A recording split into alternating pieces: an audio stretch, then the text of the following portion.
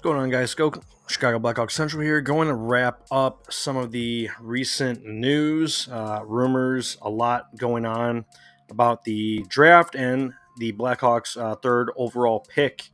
A week and a half left. Next week, Friday, is round one of the NHL Draft. So it's going to get crazy here, maybe towards the weekend and into next week. It's definitely going to pick up on news and rumors and possibly some trades, some moves going on, and the Stanley Cup final will be done by then.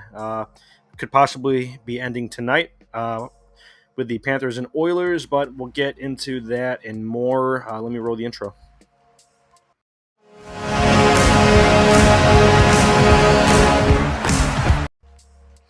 Yeah, so we will take it back a few days, not too far back, but I'm going to check out some of the news with Lukas Reichel and some of the updates from the team.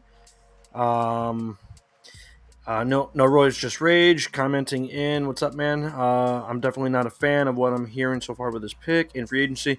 Yeah, there's a lot going on back and forth. A lot of tempering expectations about free agency and even the draft, really. And we'll get into that a little more once I bring up X or Twitter, and I'll go through some of my recent posts, but we'll get into that definitely, man. Yeah, so let's take it back a few days here. Let me bring it up so everyone can see it. Just let me know if you can see it just fine. And let's take this down a bit. Yeah. All right. So if everyone can see it just fine, let's bring it back a few days here. Let me make sure. All right. So that seems like it's working fine. Yeah. So Lukas Reichel has been named to the first six players of Team Germany for the 2026 Winter Olympics, along with Tim Stützle, Draisaitl, Sider, Nico Sturm, and Philip Grubauer. So not bad at all.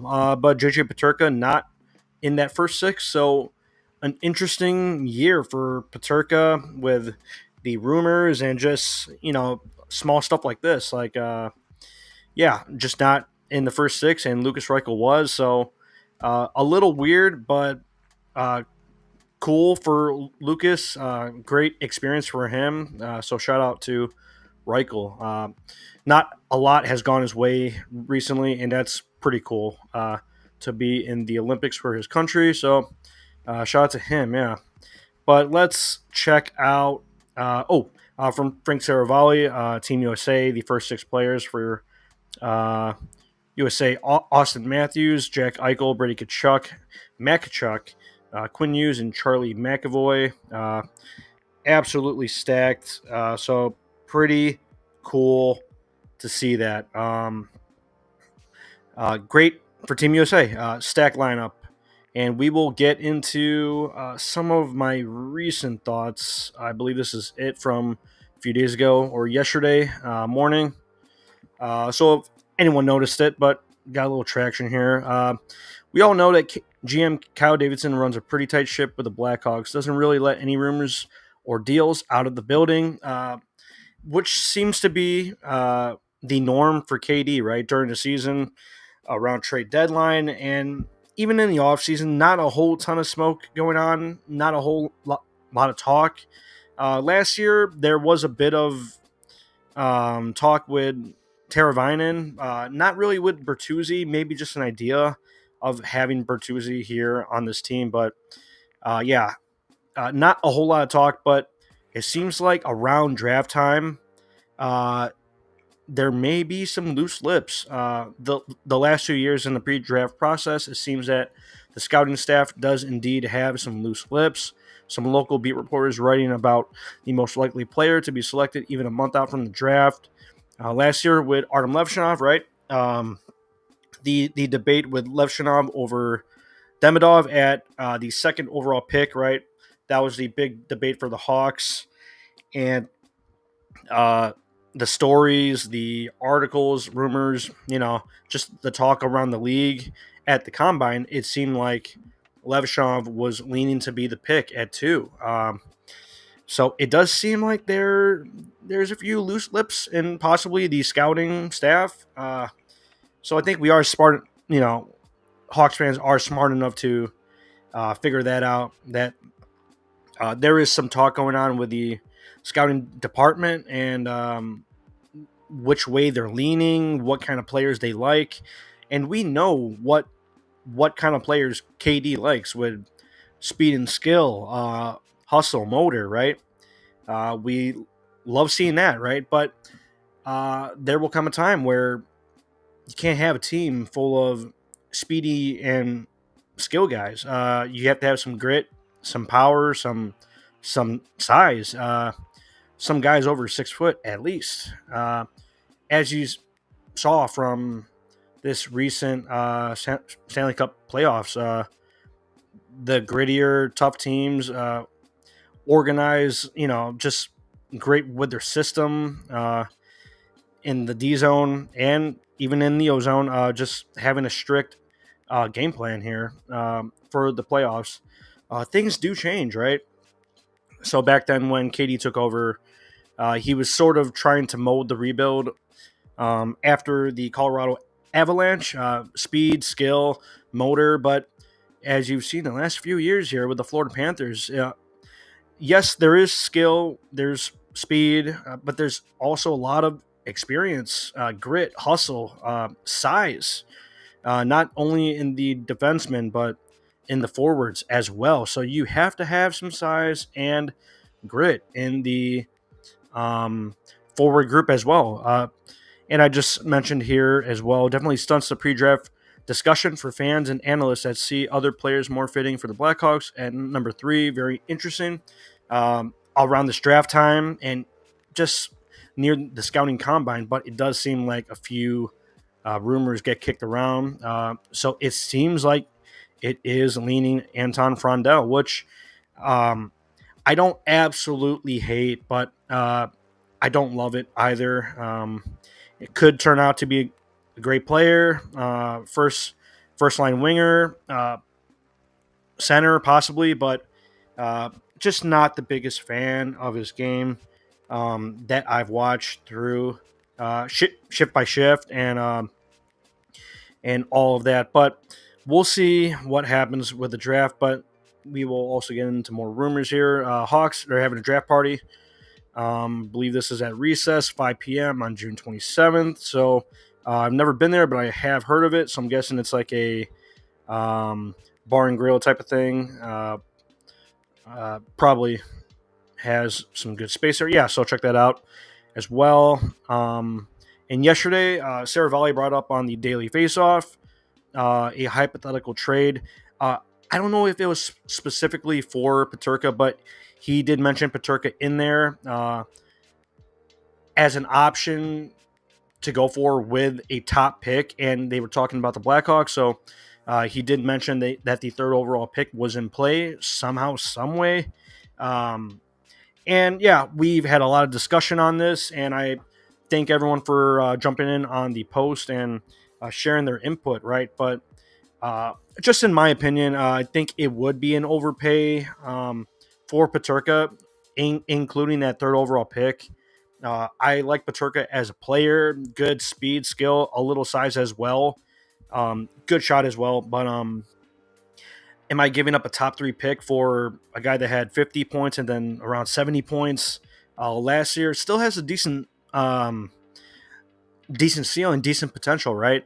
And I know that there are a lot of fans of him, and I don't know if you guys feel the same way about Peterka, whether you're high on him or just see a quality winger, right? For the future, still a young player here, but I'm not the highest on him, and I definitely would not trade that number 3 overall pick. I believe Jay Zawaski, he mentioned earlier today on his podcast from CSGO that he would start at the 25th pick from this year and then go from there, possibly a prospect and another pick for Peterka, but I would not start at the number 3 overall pick. And there's been a few comments going back and forth, right, with the talk about, like, the draft pick is just a shot in the dark, and maybe doesn't even make the NHL. I understand that reasoning, but maybe with a mid first round pick, late first round pick, I can see that where it's a little easier to trade away, for a player. So that's why I would start at that 25th overall pick. But to say that the third overall pick isn't even going to make the NHL, that's pretty rare. It's very rare, and it turned or history shows that you will get a quality player at 3. There's been more hits than misses at the third overall pick, and obviously, I think there's a lot of fans still kind of not worried or like scarred, traumatized, right, by the Kirby Doc pick in 2019 at number 3 overall. Hawks go with Kirby Doc, a bigger centerman, 6'3", 6'4", skill guy, not very physical. So I think they're seeing that as an example that you could just trade away that pick to get someone else that's already around 60, 70 points. And I do understand that, but I think at this point we should just stick and pick at 3, whether it's Martone, Hagens, Frondell. So we'll see there. But I believe I also have some more on that coming right up. Let me check it out. So a post from Max, from yesterday. It's believed Nashville is quite interested in Frondell. Utah is very likely to take a center. Chicago still quite likes Martone, regardless of what you heard, even if he's not their first choice at 3. Some really fun scenarios could play out, however, unlikely. So he adds some more. So check out Max's post. And Scott Powers did say that it is between um, Martone, Frondell, and Desnoyers. James Hagen seems like he has fallen out of favor here for the Hawks at number 3. Maybe that's just smoke. Maybe that's talk. But when Ben Pope and Scott Powers are putting that kind of talk out there, Blackhawks fans, we know that Pope and Powers, they have some intel and they have some knowledge from the inside of this team. So should definitely listen to what they say.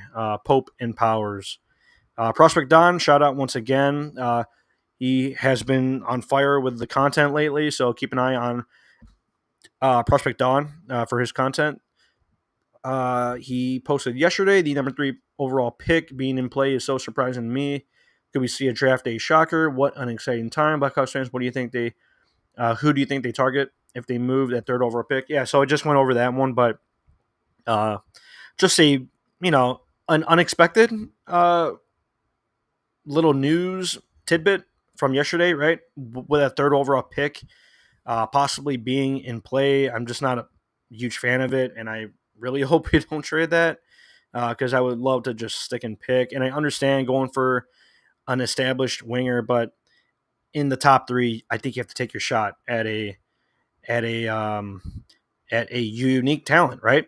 And we will go through those options right now. Ben Pope, quote from KD: "Our ascension is going to come through the growth of our young players. There's no magic bullet to this." So when Ben Pope talked to KD at the combine, some great stuff from him. CHSN posting it once again that the third over pick may be in play. I hope not, but that's some of the talk. Scott Powers talking with Mark Lazarus, and they posted some more stuff from Wally Masaryk. I believe he did listen to the full podcast and posted some of their quotes here. Maybe midway through last season, Davidson was getting a little impatient, and I think he was more willing this offseason to explore a big move, which is very interesting. Trying to improve the team, which I expect him to do, right?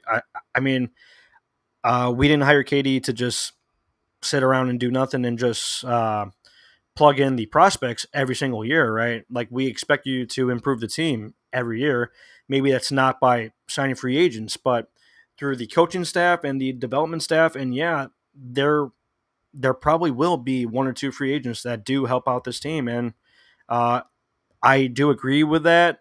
That does not ruin the rebuild. And uh, at least in my eyes, the stage that the rebuild is in is no longer a let's tank out the year for Gavin McKenna next year and just hope for lottery odds. I don't see uh, this team doing that anymore. I think this last draft was our last time pretty much being in that bottom three area, and I still believe that we'll be a lottery team, so we will still have a shot at Gavin McKenna. But my main goal right now is improving.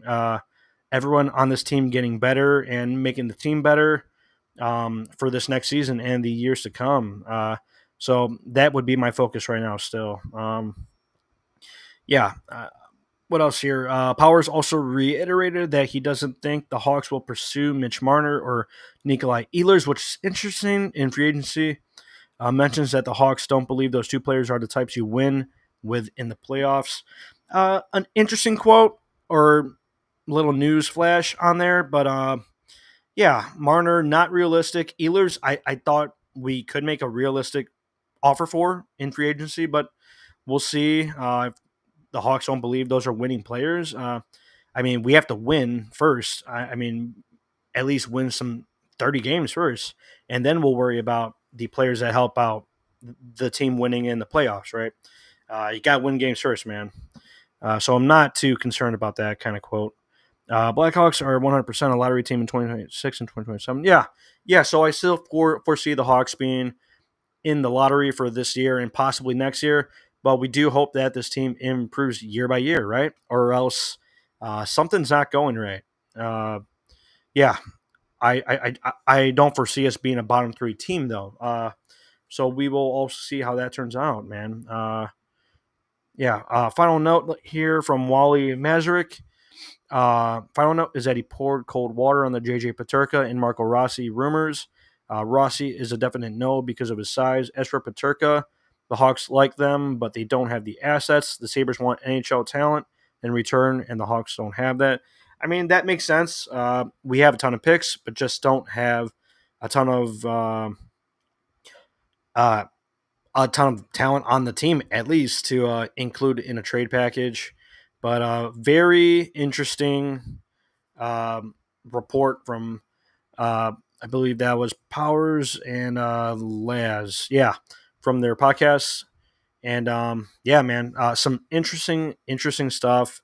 I know everyone's been going back and forth on it, but uh, yeah. So pretty much to wrap up today, um, just looking at number three overall, I think I'm still at Martone or Hagens, even though it seems like Hagens is falling out of favor for the number three pick, whether it's his size or physicality, but he's extremely talented, and I think that would be a good bet to take at three. So either Martone or Hagens, but definitely seems like Frondell is leaning towards the runner there at three, which I'm not a big fan of, but we will see how that turns out. I sure hope he's not. But if he is the pick, then we're going to roll that, and you better hope you're right. Um, I mean, for a top three pick, you want to take your shot at elite superstar talent, especially if you don't expect to be down in the bottom three with those high odds for the for foreseeable future. You want to take your shot at a star player, so we'll see how that turns out here. But that pretty much wraps up the news from the last few days. And the discourse will continue, right? Until next Friday. The 27th is day one of the draft. And yeah, it's going to be crazy. It's going to be in LA. So the discourse will continue, whether it's Martone, Hagens, Frondell, Desnoyers. He's not in consideration at three for me. I don't think that's where you go with this third overall pick. And if we do, I could see the reason why. I understand his game, but I would not be a big fan of that either. If you guys have any other thoughts on the number three pick, a week and a half out from the draft now, no roids. If this pick is a bust, it's a fireable offense. This has to hit 100%. Yeah, completely agree there. With a top three pick and a um, um, uh, with with a top three pick, right? You want to go for that superstar potential, which would be Martone or Higgins, in my opinion. Frondell, maybe they see something special in him. I see a special shot. I don't see a special player, really, but he has a really nice shot. But I don't think you draft a guy top three just because of his shot and, like 6'1", 200 pounds. I mean, I know plenty of people that are 6'1", 200 pounds in the NHL, and you don't draft him at third overall. Even though he is playing in the adult league, and we went over with Max uh, last time on our big episode with our scouting, but we'll see. Frondell at three will be a great pick. He plays like a man against men right now. API, I think he's one of the youngest players in the draft. Yeah, I do agree there. He is the one of the youngest players in the draft. Yeah, so it is impressive against men, but I do the I do see the inconsistency in his game. To me, there's just a few negatives that I think outweigh the positives for me to take him in a top three spot. Now, if the Hawks fell to that fourth overall pick, or if we were drafting fifth or sixth, right, this year, I do see Frondell in that spot. Like, I try to think of it as if the uh, if the Hawks somehow uh, fell to fell to four or five, however the draft lottery shook out, who would be taking Frondell at third overall? And I just don't see a ton of teams taking him third. I would see them taking Martone, Higgins, or Desnoyers, I think, before Frondell at three. So we'll never know, right? But we will see how that plays out. Just trade picks and move up to get Misa. This should be the only goal for the draft. Uh, I do agree with that. In in a in a vacuum, right? Like, you want to get your like your number one guy, right? Um, with Misa, but uh, how much it would cost, I don't know. To move up to three, to possibly one or two. Um, I don't see the Sharks trading with us at two, so it would most likely have to be at first overall for Misa. And if they make that move, if you're aggressive, I agree with that. I think Misa could play in the NHL next year. I'm that impressed by his game, his maturity. Absolutely love him as a prospect. And yeah, very impressive player, man. Absolutely love his game. But I think that'll close it out for today, and we will be back soon.